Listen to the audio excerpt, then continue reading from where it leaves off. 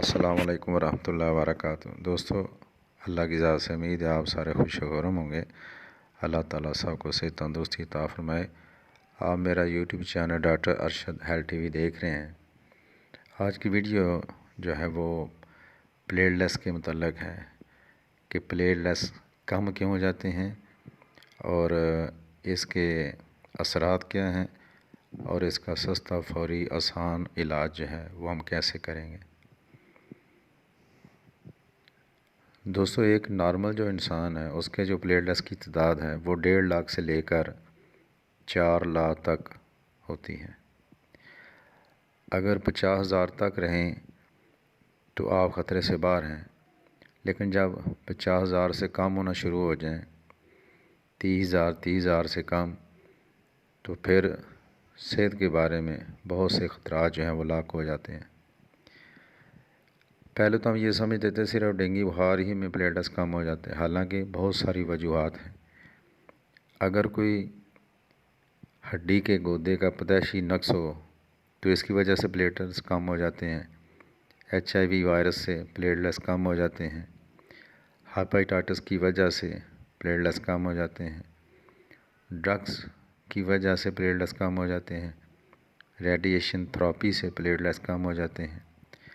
جو بندہ شراب الکحل کا عادی ہو اس سے پلیٹ لیس کم ہو سکتے ہیں، اور وٹامن B12 کی کمی سے پلیٹ لیس کم ہو سکتے ہیں۔ جگر کے کسی بھی مرض میں پلیٹ لیس کم ہو سکتے ہیں۔ کینسر کی وجہ سے کم ہو سکتے ہیں۔ ٹائیفائڈ بخار میں کم ہو سکتے ہیں۔ ڈینگی بخار کی وجہ سے کم ہو جاتے ہیں۔ ڈائریا سے کم ہو سکتے ہیں۔ گردے کے جو امراض ہیں اس کی وجہ سے بھی پلیٹ لیس کم ہو سکتے ہیں۔ بعض ایسی میڈیسن ہے ایلوپیتھک جن کو لینے سے پلیٹ لیس کم ہو سکتے ہیں، اور اگر تیلی کا سائز بڑھ جائے تو اس سے بھی پلیٹ لیس کم ہو جاتے ہیں۔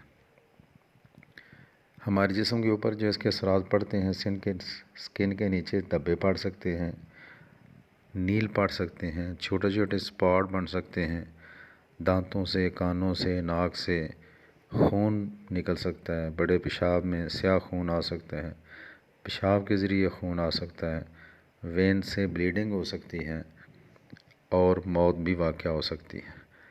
آپ آتے ہیں اس کے علاج کی طرف، تو ہومیوپیتھی میں ایک میڈیسن ہے جس کا نام ہے کروٹیلس۔ یہ آپ نے 200 لینی ہے، آپ جرمن کی لے لیں، اور 1 ہفتہ صبح شام 2 قطرے آپ لیں۔ انشاءاللہ اللہ کے فضل و کرم سے آپ کے پلیٹ لیس کی تعداد جو ہے وہ نارمل ہو جائے گی۔ اس کے علاوہ بھی اگر کوئی کسی چیز کوئی آپ کو سمجھ نہیں لگی تو آپ مجھ سے رابطہ کر سکتے ہیں۔ کوشش کیا کریں کہ یہ جو واٹس ایپ نمبر دیا ہوا ہے آپ اسی پہ مجھ سے رابطہ کریں۔